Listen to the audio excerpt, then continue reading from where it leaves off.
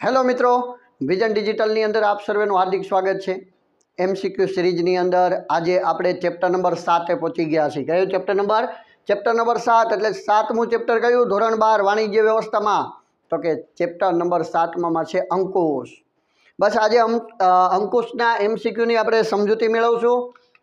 પહેલો પ્રશ્ન છે, આયોજન અનુસાર કાર્ય થાય છે કે નહીં તે જોવાની કામગીરીને સંચાલનને કયું કાર્ય કહે છે? મિત્રો, આયોજનનું જે આયોજન મુજબ કામગીરી થાય છે કે નહીં તે જોવાનું કાર્ય કોણ કરે છે? વ્યવસ્થા તંત્ર, તાલીમ, દોરવણી કે અંકુશ? આયોજન અનુસાર કાર્ય થાય છે કે નહીં તે જોવાની વાત કરવામાં આવે તો યાદ રાખી લેજો, આપણો જવાબ શું આવે છે? અંકુશ। શું જવાબ આવે? ડી, આન્સર આવે છે અંકુશ। અંકુશ છે તે આયોજન મુજબ કામગીરી થાય છે કે નહીં તે જોવાનું કાર્ય અંકુશનો રહેલો છે। આયોજન પ્રથમ કાર્ય, અંકુશ છેવટનું કાર્ય। बराबर। आयोजन ने भविष्य साथे संबंध है, अंकुश ने आयोजन साथे संबंध है। बराबर, खास याद रखो, आयोजन ने अंकुश जोड़िया बाळको। आयोजन ज अंकुशनो जन्मदाता अने अंकुश माटे आयोजन पूर्व शरत। ओके, चलो। अंकुश एक एवी प्रक्रिया नथी, सतत, आंतरिक, जड़ के गतिशील। अंकुश सतत चालती प्रक्रिया छे, आंतरिक प्रक्रिया छे, गतिशील प्रक्रिया छे। तो शू नथी? अंकुश जड़ नथी। आंसर आवशे जड़ नथी। अंकुश जड़ नथी। बराबर मित्रों, अंकुश सेवटનું कार्य છે, તેમ છતાંય મહત્વનું કાર્ય છે। આયોજન મુજબ કામગીરી થાય છે કે નહીં જોવાનું કામ અંકુશ કરે છે। પ્રયત્નો, પરિણામ તથા સાધનો અને ઉદ્દેશો વચ્ચે સંતુલન સાધવાનું કાર્ય એટલે શું? દોરવણી, કર્મચારી વ્યવસ્થા, સંકલન કે અંકુશ? खास याद राखी लेजो, आ अंकुशनी एक व्याख्या है। आंसर आवे छे अंकुश। प्रयत्नों ने परिणामों तथा साधनों ने उद्देश्यों वच्चे संतुलन साधवानुं कार्य एटले अंकुश। बराबर, એટલે અંકુશની વ્યાખ્યા છે પ્રયત્નો, પરિણામો તથા સાધનો અને ઉદ્દેશો વચ્ચે સંતુલન સાધવાનું કાર્ય એટલે અંકુશ। હવે વ્યાખ્યાઓની કહીએ, દોરવણીની, કર્મચારી વ્યવસ્થાની, સંકલનની, એની અગાઉ આપણે વ્યાખ્યાઓનું બધું કહી દીધેલું છે। સંકલન સંચાલનનો આત્મા છે, કર્મચારી વ્યવસ્થા એકમના હાથ પગ છે। બરાબર, દોરવણી એટલે કર્મચારીઓના કાર્યો ઉપર રાખવામાં આવતી દેખરેખ, આપવામાં આવતું માર્ગદર્શન। કમ્પ્લીટ અગાઉના વિડીયોમાં આપણે વાતો કરી છે, એ બીજી વાર રિપીટ નહીં કરીએ, ટાઈમ નહીં બગાડીએ। અંકુશ જવાબ આવે છે। અંકુશનું કાર્ય કઈ સપાટીએ થાય છે?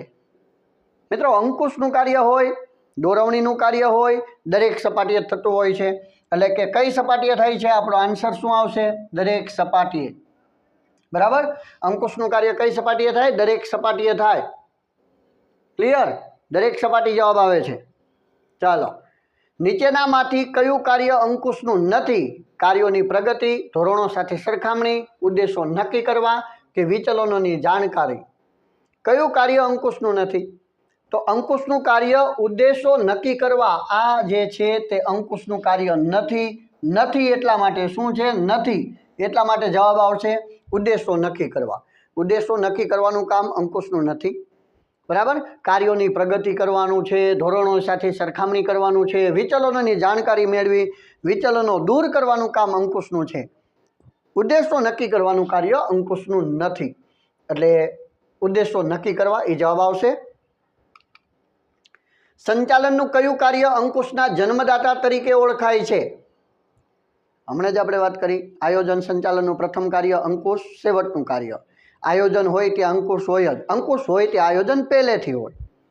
આયોજન જ અંકુશનો જન્મદાતા છે। અંકુશ માટે આયોજન પૂર્વ શરત છે। આયોજન અને અંકુશ જોડિયા બાળકો છે। ક્લિયર? તો શું જવાબ આવશે? સંચાલનનું કયું કાર્ય અંકુશના જન્મદાતા તરીકે ઓળખવામાં આવે છે? મિત્રો, જવાબ મળી ગયો છે આયોજન। બરાબર, आंसर आवशे आयोजन संचालनનું। Okay, complete. चलो, जवाब आवे छे आयोजन। संचालनનું अंतिम कार्य कयुं छे? पाछું रिपीट थयो, संचालनનું अंतिम कार्य वारंवार आपणे कीधुं छे, अंतिम कार्य कयुं रहेલું છે? तो के अंकुश। आंसर आवे छे डी। बराबर, संचालनનું अंतिम कार्य अंकुश। चालो, अंकुश प्रक्रियानो प्रथम तबको कयो छे? अंकुशनी प्रक्रियानो प्रथम तबको कयो छे आवुं पूछे छे। तो तमने ख्याल होवो जोईए के प्रक्रिया विधि माटे सूत्र याद होवुं जोईए। धोमाका थशुं શું સૂત્ર યાદ રાખવાનું? ધમાકા થશું, ધમાકા થશું અથવા તો ધોમાકા થશું એટલે અંકુશની આખી પ્રક્રિયા તમને યાદ રહી જાય. પેલું આવે ધોરણોની સ્થાપના. હંમેશા એમ કે અંકુશની પ્રક્રિયાનો પ્રથમ તબક્કો, જો અહીંયા કીધું છે પ્રથમ તબક્કો, કયો તબક્કો કીધો છે? પ્રથમ તબક્કો. પ્રથમ તબક્કો કીધો એટલે ધો પરથી શું છે? ધોરણોની સ્થાપના. એટલે કે આપણો આન્સર શું આવશે મિત્રો? આન્સર આવી જશે ડી. પ્રથમ તબક્કો પૂછ્યો છે એટલા માટે ધોરણોની સ્થાપના. એટલે કે ધોરણોની સ્થાપના જે છે એ પ્રથમ તબક્કો છે.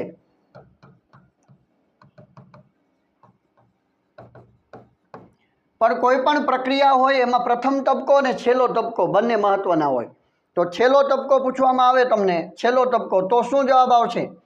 તો યાદ રાખો ધોમાકા થશું, શું પરથી? સુધારાલક્ષી પગલાં, સુધારાલક્ષી પગલાં.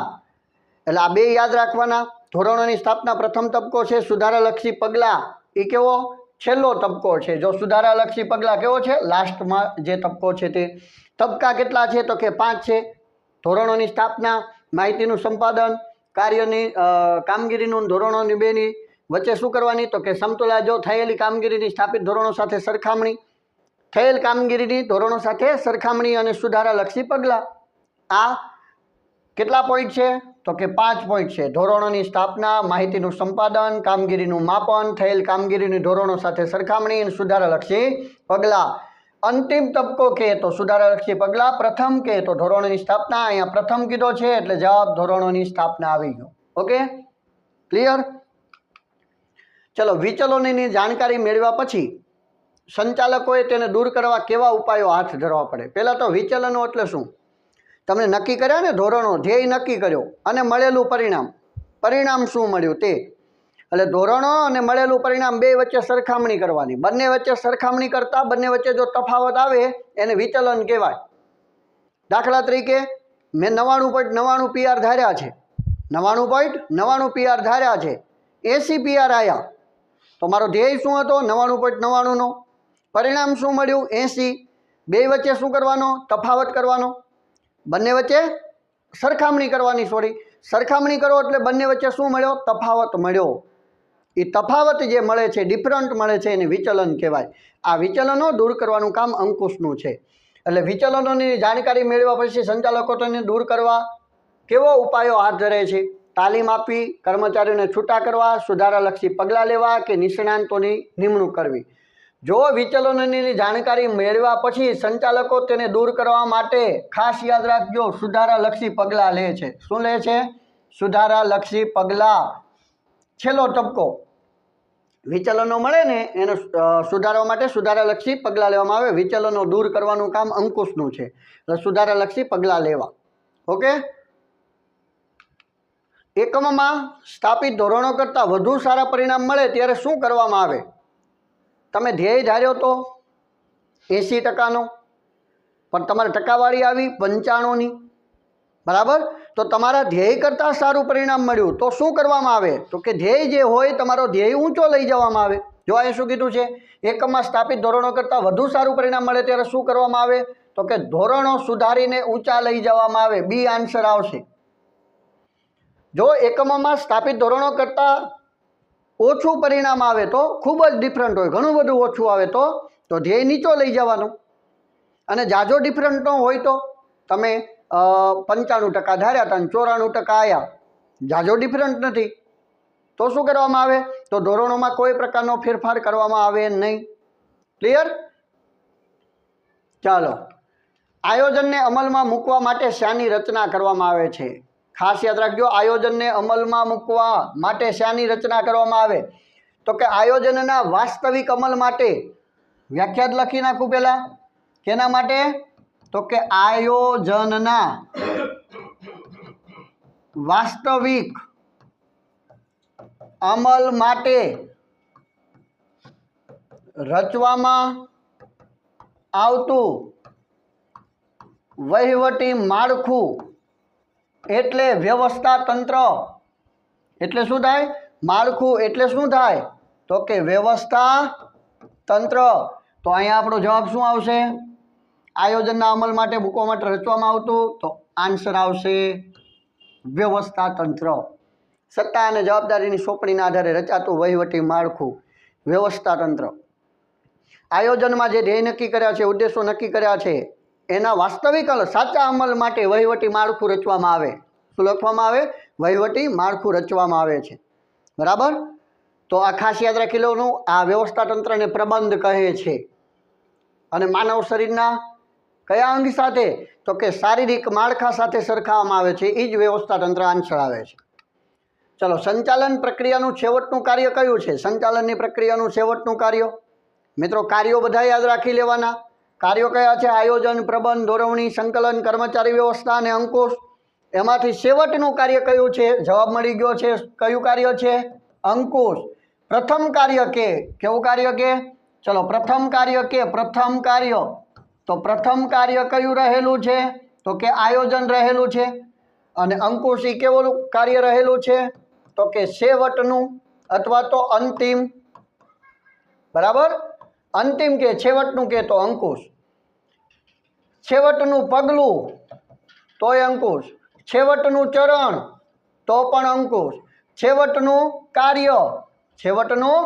કાર્ય તો પણ અંકુશ રહે છે. ખાસ યાદ રાખજો, અંકુશ. અને એ જ વસ્તુ પ્રથમ પગલું, પ્રથમ ચરણ તો આયોજન.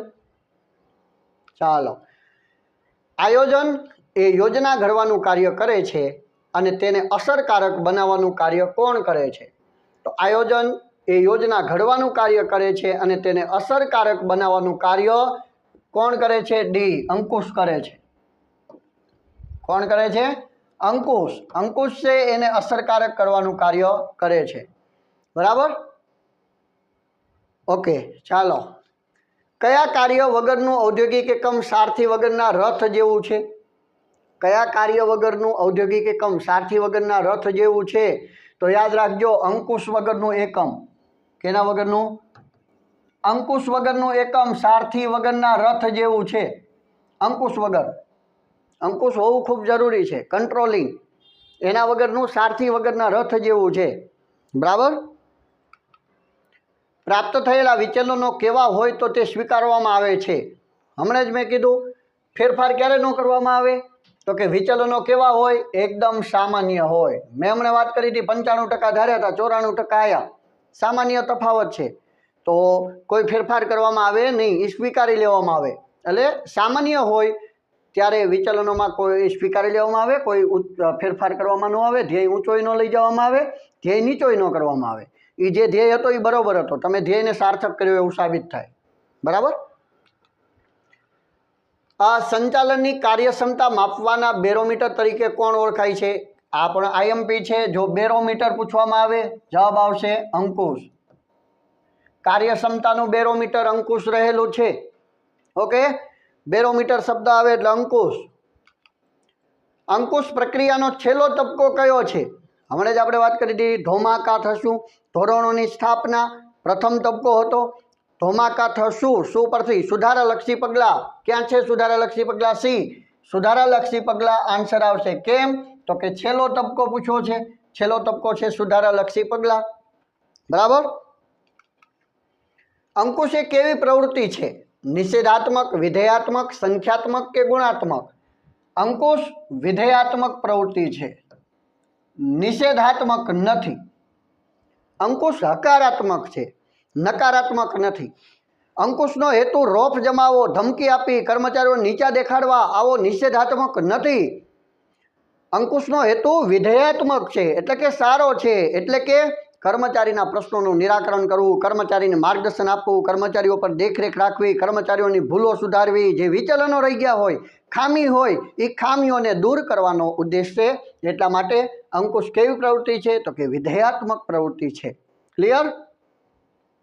ચાલો, અંકુશનું કાર્ય ખાલી જગ્યા છે દોરવણીનું, નિરીક્ષણનું, નિયમનનું કે આયોજનનું? અંકુશનું કાર્ય નિયમનનું છે. બરાબર. આન્સર આવશે નિયમનનું. બરાબર. ચાલો, અંકુશની પ્રક્રિયાના કેટલા તબક્કાઓ છે? ધોમાકા થશું 5 તબક્કાઓ છે. એટલે જવાબ આવશે સી, આન્સર 5 તબક્કાઓ છે. ધોમાકા થશું, ધોરણોની સ્થાપના, માહિતીનું સંપાદન, કામગીરીનું ધોરણો સાથે સરખામણી, બરાબર. પછી થયેલ કામગીરીનું સ્થાપિત ધોરણો સાથે સરખામણી અને સુધારાલક્ષી પગલાં. ઓકે, ચાલો. ધોમાકા થશું એટલે જવાબ આવે છે 5 તબક્કાઓ છે. સ્થાપિત ધોરણો અને વાસ્તવિક ધોરણો વચ્ચેના તફાવતને શું કહે છે? વિચલન કહે છે. આપણે વાત કરી દીધી. સ્થાપિત ધોરણો અને વાસ્તવિક ધોરણો વચ્ચેના તફાવતને શું કહે છે? વિચલન કહે છે. બરાબર. જે તમે ધોરણો નક્કી કર્યા છે તે અને વાસ્તવિક જે પરિણામ મળ્યું તે બંનેની સરખામણી કરતા જે તફાવત મળે, શું મળે? તફાવત મળે છે. એ તફાવતને વિચલન તરીકે ઓળખવામાં આવે છે. ક્લિયર? ચાલો. અંકુશ પ્રક્રિયાના તબક્કામાં કોનો સમાવેશ થતો નથી? ધ્યેયની સ્પષ્ટતા, ધોરણોની સ્થાપના, માહિતીનું સંપાદન, સુધારાલક્ષી પગલાં. ધોમાકા થશું, પાછું રિપીટ કરી. ધોરણોની સ્થાપના, માહિતીનું સંપાદન, સુધારાલક્ષી પગલાં, આ બધા તો છે. આ પોઈન્ટ ક્યાંય સમજ્યા નહીં સાહેબ, એટલે શું આવશે? આન્સર આવશે ધ્યેયની સ્પષ્ટતા. એ અંકુશના તબક્કામાં ક્યાંય ન આવે, ધ્યેયની સ્પષ્ટતા. બાકી આ બધા આવે. ઓકે. અંકુશ પ્રક્રિયાનો છેલ્લો તબક્કો કયો? પાછો પ્રશ્ન રિપીટ. બરાબર. એટલે અંકુશની પ્રક્રિયાનો છેલ્લો તબક્કો છે સુધારાલક્ષી પગલાં. હવે તો જવાબ આવડી જ જવો જોઈએ દરેક મિત્રોને. ચાલો. ખાલી જગ્યા વગરનું એકમ સારથી વગરના રથ જેવું. એટલે કેના વગરનું? તો કે અંકુશ વગરનું. બરાબર. જવાબ આવી ગયો, પ્રશ્ન આગળ આવી ગયો છે. કયા પરિબળો ઉપર અંકુશ રાખી શકાય? કયા પરિબળો ઉપર અંકુશ રાખી શકાય? આંતરિક, બાહ્ય, કુદરતી કે મોસમી? ખાસ યાદ રાખજો, જે આંતરિક પરિબળો છે એની ઉપર અંકુશ રાખી શકાય. બાહ્ય પરિબળો, કુદરતી પરિબળો, મોસમી પરિબળો ઉપર અંકુશ રાખી શકાય નહીં. અંકુશ આંતરિક પ્રક્રિયા છે. આંતરિક પરિબળો ઉપર અંકુશ રાખી શકાય છે. બાહ્ય પરિબળો, બાહ્ય પરિબળો કયા? તો કે આર્થિક પરિબળો, સામાજિક પરિબળો, રાજકીય પરિબળો, કાનૂની પરિબળો, લશ્કરી પરિબળો. બરાબર. કુદરતી પરિબળો, આ બધા પરિબળો ઉપર કોઈ પ્રકારનો અંકુશ રાખી શકાય નહીં. માત્ર ને માત્ર આંતરિક પરિબળો ઉપર જ અંકુશ રાખી શકાય છે. બરાબર.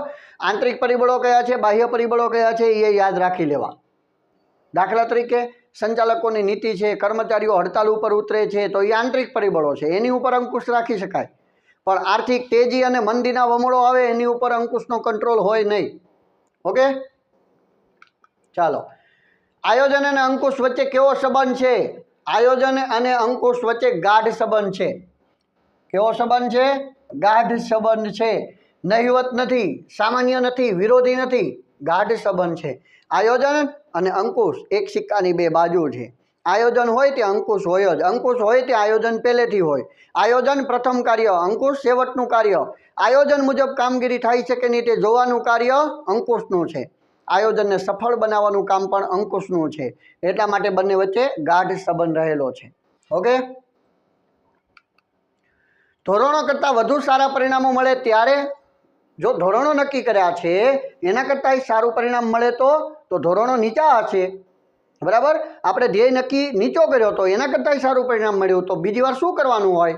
કર્મચારીની પ્રશંસા, ધોરણો નીચે સ્થપાયેલ ગણાય, તાલીમ ઉત્તમ ગણાય, યંત્રો કારણભૂત ગણાય. ધોરણો કરતાં વધુ સારું પરિણામ મળે ત્યારે ધોરણો નીચા સ્થપાયેલ ગણાય. બરાબર. આ આન્સર આવશે. ધોરણો નીચા સ્થપાયેલ ગણાય કારણ કે પરિણામ કેવું આવ્યું? ઊંચું આવ્યું. પછી શું કરવામાં આવે? સુધારાલક્ષી પગલાં સ્વરૂપે એ ધોરણો ઊંચા લઈ જવાના.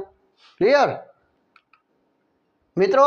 થેન્ક યુની સ્લાઇડ આવી ગઈ છે. અહીંયા આપણું ચેપ્ટર નંબર 7 શું થાય છે? તો કે પૂરું થાય છે. આઈએમપી જે MCQ છે એ આપણે અહીંયા પૂરા થાય છે. અને ખાસ આ અમારો 90 93 43 93, હવે તો નંબર તમને ખ્યાલ જ છે. કાંઈ પણ પ્રશ્ન હોય તો આમાં વોટ્સએપમાં મેસેજ કરો. બરાબર. Thank you.